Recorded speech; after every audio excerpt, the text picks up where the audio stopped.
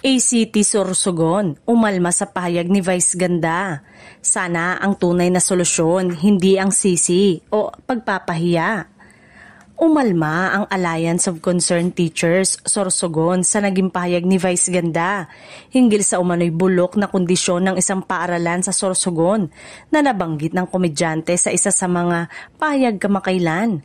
Ayon sa grupo, mas mainam umano kung tutukan ng paghahanap ng konkretong solusyon kaysa sa paglalabas ng mga salitang maaaring makasakit sa mga guro o mag-aaral ng probinsya.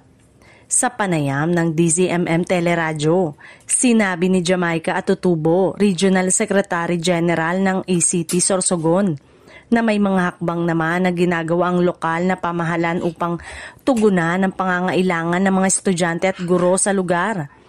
Meron namang materyales na ibinibigay ang lokal na pamahalaan para sa mga estudyante ng eskwelahan, pahayag ni Atutubo.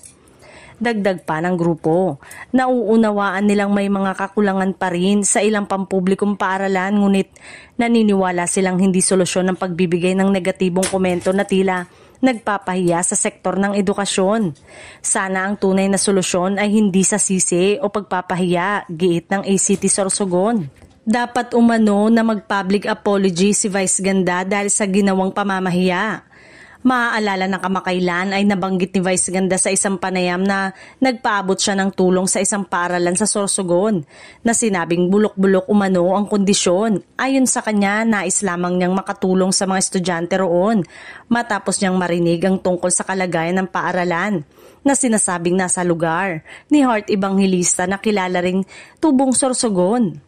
Gayunpaman, naniniwala ang ACT Sorsogon na bagamat maganda ang layunin ng pagtulong, mas makabubuting ipahayag ito sa paraang hindi nakakasakit sa mga guro at mga lokal na lider nang patuloy ding nagsisikap mapabuti ang mga paaralan sa probinsya.